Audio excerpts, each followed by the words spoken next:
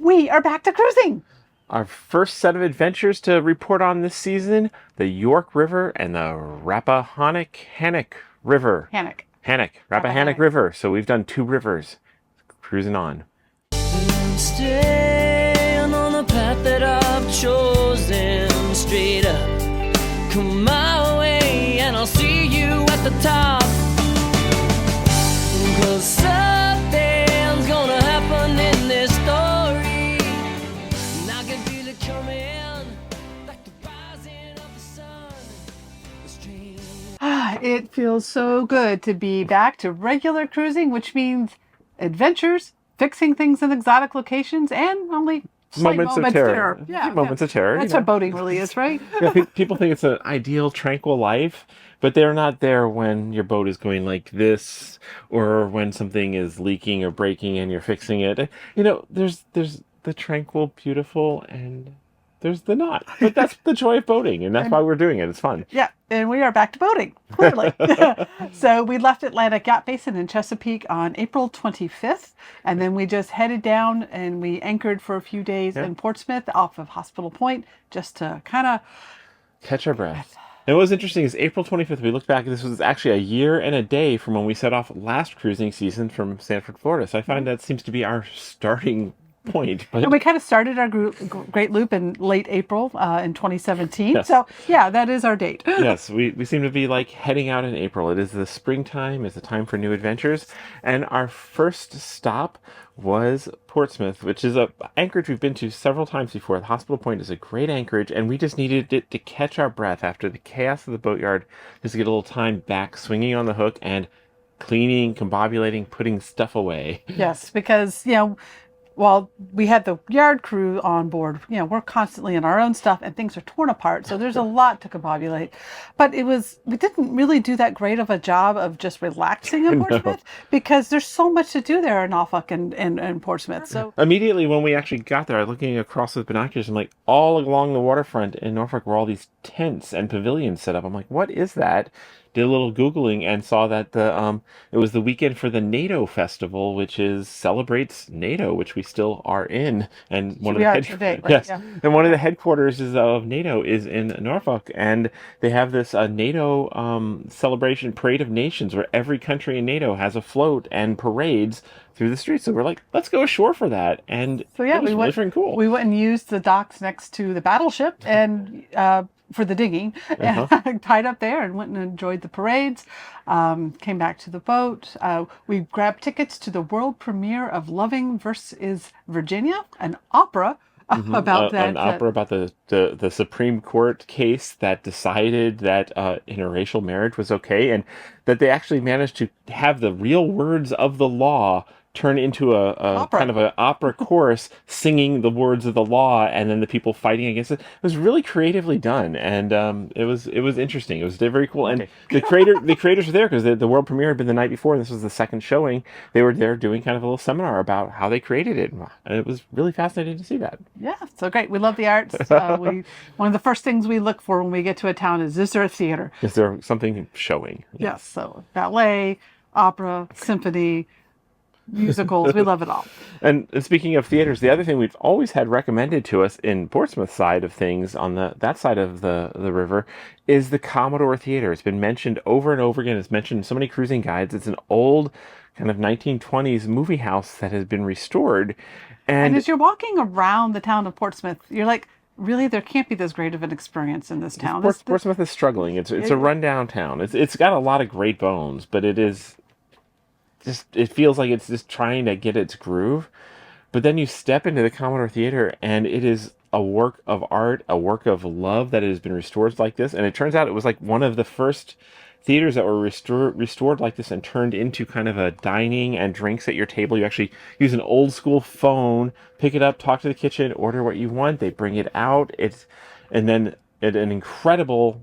not just incredible room, but the sight and sound and the picture quality and the sound quality are through the roof. Amazing. Yeah, we saw Sinners there. So, you can't go wrong with blues and vampires, right? Yes. Incredible movie, incredible experience. If you're anywhere near Portsmouth, go see whatever movie is playing at the Commodore Theater, it is just worth it for the experience. I'll definitely go back. Yep. So 4 nights in Portsmouth, and then we decided good weather. We're going to cross the James River and officially get to new cruising territory for us.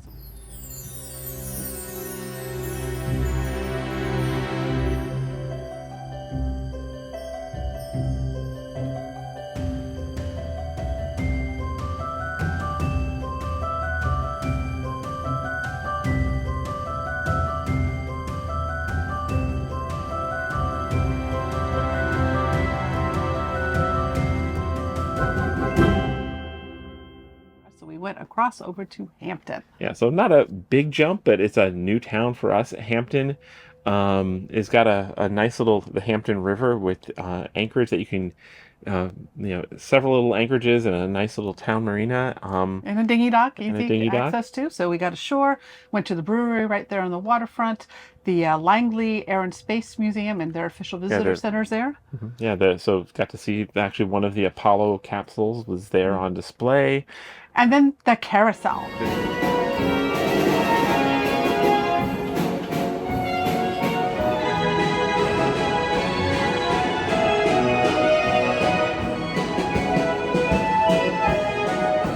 This is the highlight. Oh my gosh, it's the best thing ever. It's $1. So big splurge. We went twice, and actually I could go again. I'm used to like carousels being like kind of slow, do.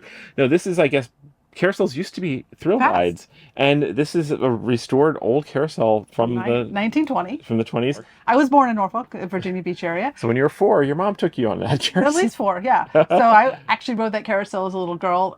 It was restored and moved to Hampton and I think the 90s, and it's still there. But they've cranked the speed back up to close to original speed, and it is fun. And it is a player piano pipe organ that is with drums that are all like it's not a recording of music. It is real mechanical music, and it goes and it was just a thrill and magic. Yeah, definitely amazing experience, worth the stop in Hampton. We got some running in there. Not much else there in Hampton to keep us occupied. Yeah. So I think we did 2 nights there. Yeah. And then we decided it was time to tuck around and officially enter the Chesapeake Bay. We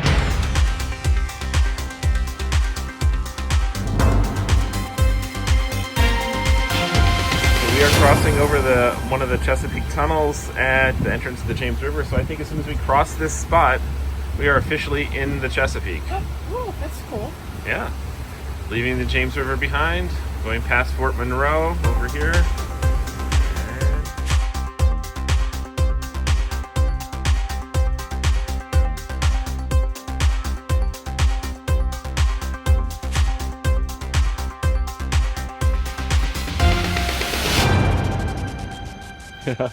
And the bay, we picked a great time for it. The bay was nice and calm and we picked low winds and everything else, followed all the advice we've been reading, and then we decided to head up the York River to Yorktown. Yes, so Yorktown, hopefully everybody knows about it from history. This is where basically the Revolutionary War came to an effective close when Lord Cornwallis surrendered to George Washington and the French, and in a big kind of climactic battle, and it has been preserved ever since. One of the first acts of Congress was setting aside to build a monument in Yorktown, and well, we got to anchor right off of that monument. Not an anchor, mooring ball. Yeah. So there's a marina in there, and it was kind of mid-season when we were there. So they hadn't really opened yet. Yeah, they didn't really have any of the power pestles turned on yet or anything like that.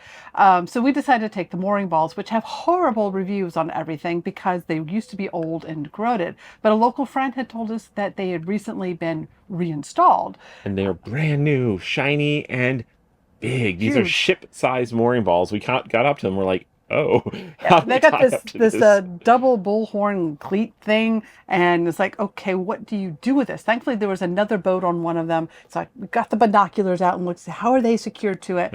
And I decided to just lasso 2 ropes around the middle of this thing and just tie them back to the boat, and seemed to work. For 3 days we stayed on just fine. Yes. And no chafing. So. Yes, the catch here is that these mooring balls, there's 6 of them, are right out in the river, and this is a big river with a lot of wide open space, so you're not very well protected except from winds from the south, which has happened to be, it was actually quite windy, but the big tall bluffs there with the battlefield looking down on you blocked the wind from the south. So it was actually very calm for the most part. Except for at tidal changes, swells come through and up and down the river, and those southerly winds, if there's not enough tide to compensate, can pin you. So you're taking those swells to the beam, which is what we did the last evening. We were there, and it was kind of frightful. The boat doing like this. We actually bailed. Let's talk about the good stuff of Yorktown before we talk about bailing. So the stuff we did in Yorktown. So this town has all this history there. It is. We went to the national park, or it's the Yorktown Battlefield Visitor Center, and had the ranger tour. We ran out to Surrender Field and back. That was a nice 10K. Yeah, 10K, running through history, running through the trenches that the siege of Yorktown, that George Washington personally himself. But we weren't actually running through the trenches. It was a nice park road that goes past the siege trenches and to the field where the surrender happened, and it just experiencing all that was really special. It was really a neat experience. And then we had happened to be there for a blues, brews, and barbecue festival. That's part of why we timed going up the river when we did, is so they had barbecue, beer, and a really nice blues band for that Saturday night there up in Yorktown. So that was really kind of fun. Yeah, but once we got back out to the boat, we got pinned in that situation. Yes. So all night we're doing this on the boat, which is our final night there, Saturday night. We're like, this is not fun. We actually came up and pulled the plug and dumped all the water out of our hot tub to reduce the weight on the top, to help reduce our swinging. The boat was fine, but it was very uncomfortable for a couple hours while the wind and tide were just conflicting, and it was and we're like, let's leave tomorrow. We don't want to stay another day. Oh, there was some weather coming in, and it's like, if this is what it was like in good weather, we needed to get out. Yes. So we decided in the morning to undo our tying up to the mooring ball and then head down the York River. And he had eyes on Mobjack Bay, a place where we could get ashore and do some grocery shopping. So that was the plan, except for as we're going down the river, and it's still calm out. I mean, the winds are like minimal at this point. As we're getting to the mouth of the river, it just started picking up, and the waves started picking up a lot as we got down. So we must have hit it like at a tidal change where they were just in conflict, because it got bucky. Boat is going. We actually had to add, the waves smashing over the front of the boat. That's reminded me of the Albemarle. Yes, it did. And we're like, do we turn around and go back to that really unprotected mooring field with the storm coming through the next day? Or there was an anchorage across the way that we hadn't scoped out that was an option as well. But then instead of Mobjack, which would have been about 12 more miles of dealing with that, and then the beam, taking a lot of it to the beam, we spotted another anchorage over in Seaford that was only 5 miles away, and let's go there. And the land on that side would be protecting us from those swells. So I demanded that we do that. Let's go find someplace a little bit more comfortable, because, this is getting to the point of like, why do we have a boat? This is crazy. So we ducked into Seaford, and it's like, there's not much in Seaford other than I was able to do some quick research and found that they have a little county park with a boat ramp and a dinghy dock, so we can get ashore, get our Sunday runs in. The only other thing that they have in this town is the pickleball courts at this little county park. We don't play pickleball yet. We need to learn pickleball. But everywhere we go. But there's nothing there in Seaford at all. It is a former fishing town that is now kind of dried up, and it's just houses and stuff. But a lovely protected bay. Yes. And we had some storms blow over, and nicely protected there. And in the morning, it was supposed to be all gone, except for the skies were not agreeing with the weather forecast. Yes.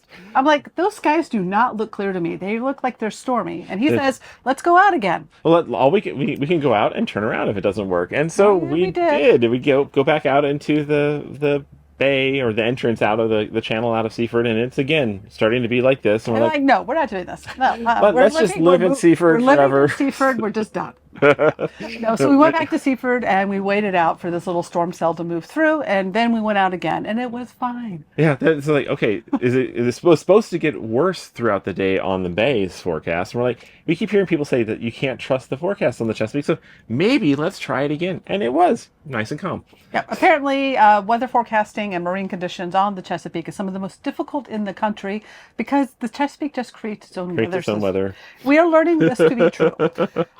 So We did get into Mojack Bay. Crossing the York River was a little bit bouncy, just Not too bad. but it was doable. It was within our comfort zone. And the place I picked was up the East River, the off of Mojack Bay, to a little protected anchorage, is basically as far as you can go up the East River, because I'd seen that there's a town called Mathews that if you anchor here, you can get your dinghy up potentially maybe to a kayak launch in this town of Mathews. But only at high tide. But only at high tide. And so I scoped it out the drone. I sent the drone out to see, and it was like, yeah, mud flats, but there's this little channel through the mud flats, and then it gets really, really, really, really narrow, and then you can see in the distance there's the little town kayak dock.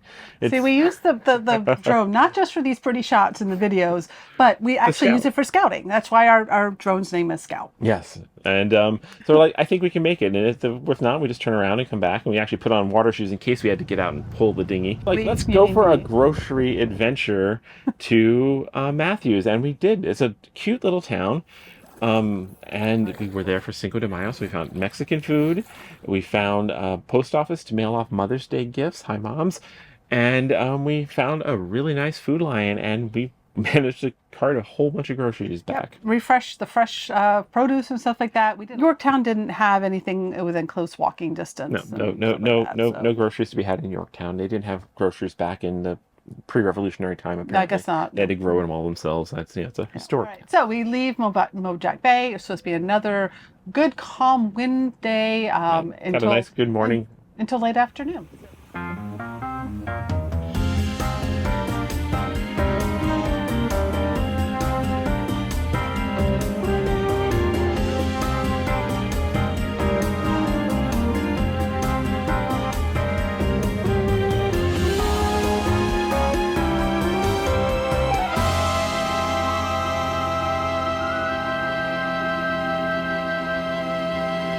And we're heading to Deltaville next. Now, Deltaville's kind of a boating mecca. It used to be the boat building capital of the Chesapeake. All these old school wooden workboats were built there, and now it's still got a lot of marinas, more boats than people.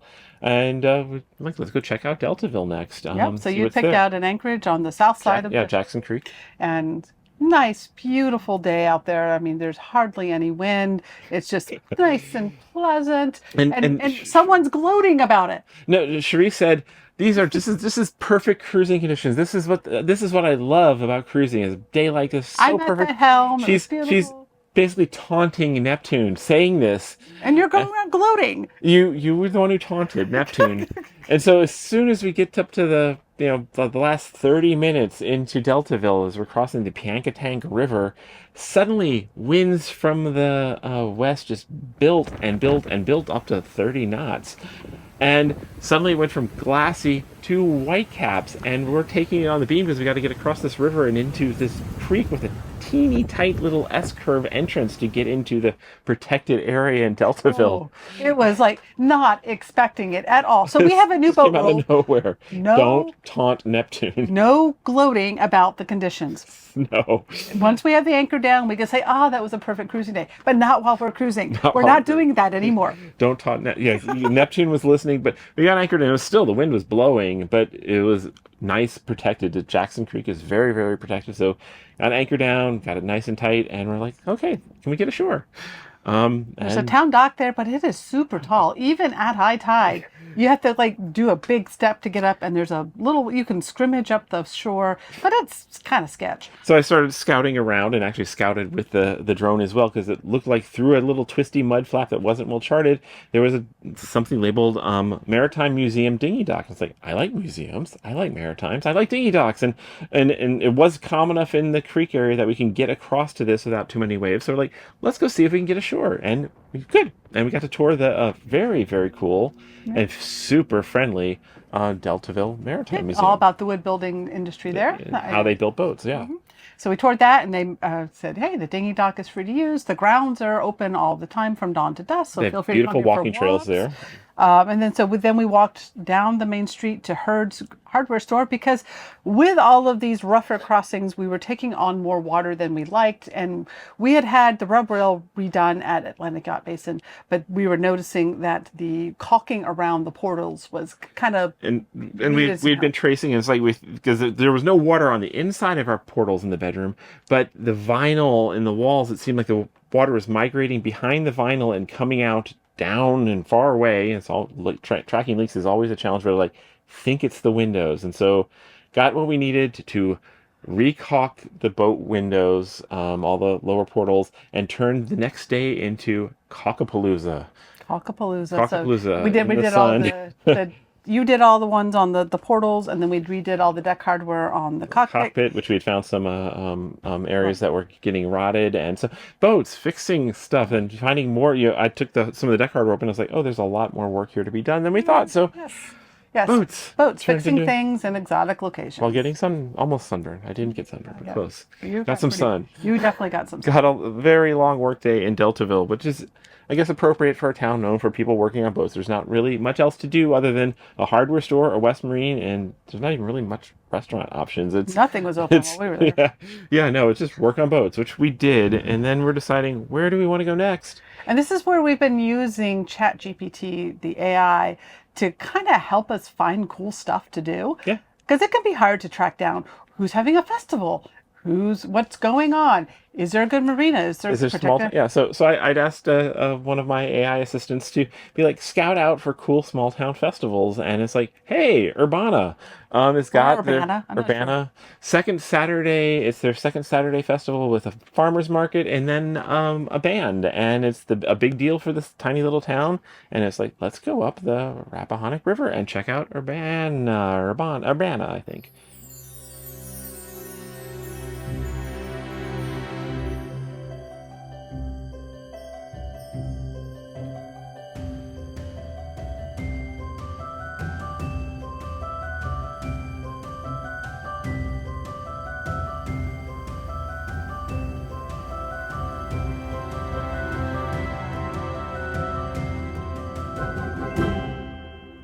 And Urbanna was a really cool little town. It was it was original port from back in the colonial era where tobacco would be shipped out. And it's got actually the only surviving Scotch factor, basically what had been a general store from the colonial era that is still existing. That's been turned into a little town museum with inside of it the Mitchell map, one of the original printings of the Mitchell map, which was used in the Paris Treaty after the American Revolution. So it's really cool to see this giant wall-sized map that is so detailed of North America, and you can see so many of the places that we've been. Everything from the Gulf of Mexico all the way up is all labeled with little detailed notes and everything else, and it's really kind of cool to experience that piece of history, see an original map from that time period. Absolutely. And then we had met John and Claire in Deltaville when we were on shore, and they're loopers just starting out, and they decided to follow us up to Urbanna, and so we had a great social weekend with them, great hanging out with them, doing some bike riding, and went to the music festival in Urbanna. Yeah, and it was the band was fabulous. We expected there were supposed to be craft beer trucks and food trucks, and we get there and there's no beer. They're like, no, there was an incident last year. We had to cancel beer. But you can go to the IGA. There's right there. Urbanna has a grocery store in walking distance, and bring back whatever you want. And so, cool, better. And the one food truck had amazing gluten-free pizza. So score. So awesome, awesome. But we discovered the Irby shipyard or boatyard and marina there, and they had great rates, great boat great US, reviews. Yes, great boat US discount. So we said, well, are we ready? We'd been at anchor now for 2 weeks. Like, it'd be good to refresh the tanks, do some laundry. So yeah, let's go ahead do and a pump out and stuff. Yeah, let's go ahead and splurge on a marina. And yeah, they had a really nice discounted rate for BOTUS members. And so we're like, yeah, put in a request on DACWA for that. And when I'm filling out the request form to get a reservation, it says, hey, we're a boatyard. They have a thing. It's like, do you need any mechanical work? I'm like, well, actually, yes, because it's a boat. Yeah, and because we discovered that not only were we having leaks from our windows, I'd found a coolant leak that we had hoped to have had fixed at Atlantic Yacht Basin. Turns out it wasn't fully fixed, and a coolant on one of our engines. And like, just on the off chance they have a mechanic who has some free time, there's some stuff that needs to be done that I don't have the tools to do. You already tracked down that it was the brass The washer around the turbo banjo. The turbo banjo fitting that goes into the back for the coolant line. And I'm like, that's where the leak is, but I don't have the big honking wrench and, a little bit of extra knowledge of what to do with this, but I think I know what to do. So put in the request at like 7, 8, 9 o'clock at night. And at 1 a.m. we got a response from our DACWA request approved by Irby Marina, so they are super responsive. And they're like, and yeah, we'll have our mechanic Chad standing by in the morning, and we'll be able to help you out, and hopefully you can do this. Whoa! Oh, okay. And they were fabulous and affordable, and Chad was amazing and did really, really great work helping isolate the problem. And I think we've got it licked. I think so. It's been a slow leak that we've been tracking since last cruising season. Yes. So it's something we know. Just top it up, and make clean sure up the drip coolant, and make sure the old oil orbs are collecting it. So we ended up pulling into Urbanna for 3 nights, got our mechanical issues handled, had an amazing time at this little music festival, got groceries restocked because they had a nice grocery store within walking distance, had fun with friends, took our bikes off, went bike exploring, found a trail to hike, and just enjoyed this cute town, and found some even amazing homemade ice cream at what's the place called? Something different. Something different. So great little restaurant and ice cream shop there. So cool stop in Urbana. Yep. So 3 nights. I could have been convinced to stay there a little bit longer because that was a jam-packed 3 nights. And then we decided to go ahead and just head across the Rappahannock, whichever way it's pronounced, over to what was the name? Corrotoman River, which is supposed to be full of beautiful anchorages and whatnot. And I'd seen one that had some people had written as one of their favorite Chesapeake anchorages. So I was like, hey, let's go check this out.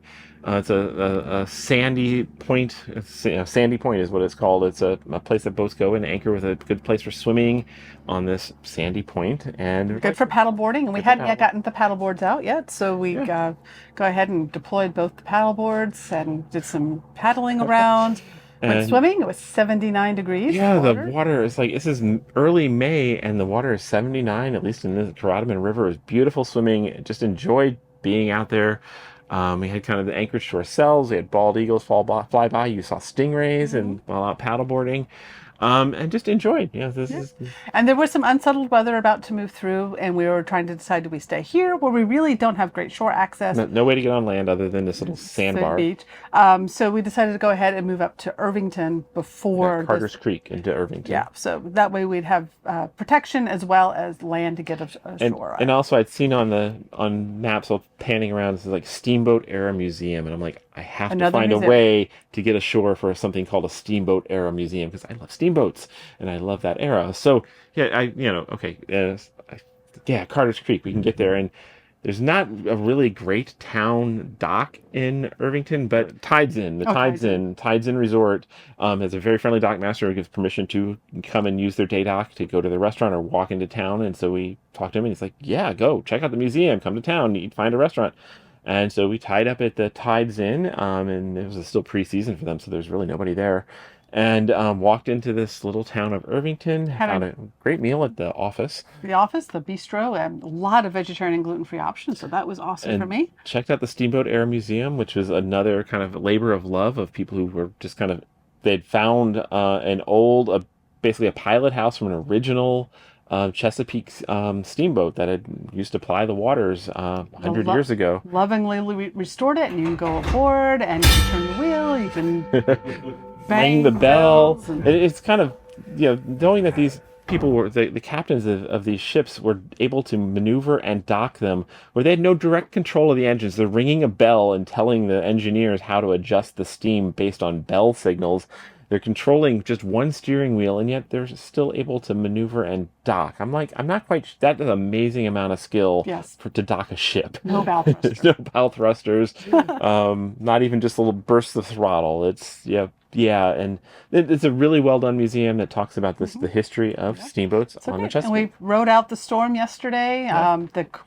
it was supposed to be 40-mile-per-hour gusts out here on the bay. So we did not want to be out here on the bay. Did not want to do that. We know that much. And then, so the little cove there just protected us. We had a few little small gusts in there, but nothing of concern. A lot of heavy rain, and we were very pleased that a lot of places water used to get in our boat is no longer getting inside of our boat. So Atlantic Basin did a lot of good work on our recalking project when we were there. Getting rid of some of our leaks. Yes, that was good. It was just a perfect, nice, protected place to wait out that big storm. And had just kind of a chill work day yesterday at home with a cold, windy, gray rain passed over our heads. And then this morning we're like, let's move on.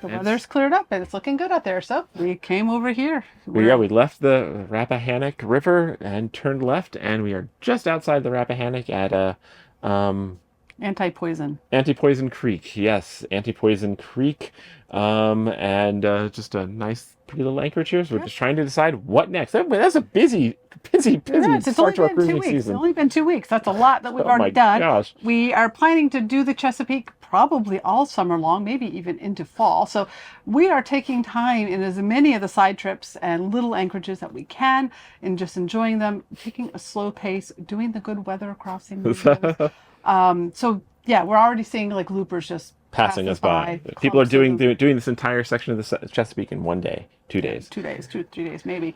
And but the Hudson or the canal systems is not opening as predicted this week. The New York canals. So hopefully some of them can slow down and enjoy this time here as well. And next rest probably Reedville, and then we might head over to the Eastern Shore, and we'll eventually going to be heading up the Potomac soon.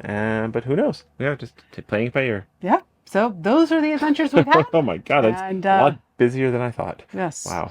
Lot, and a lot more ahead for us. So that's our update on our cruising season. See you next time.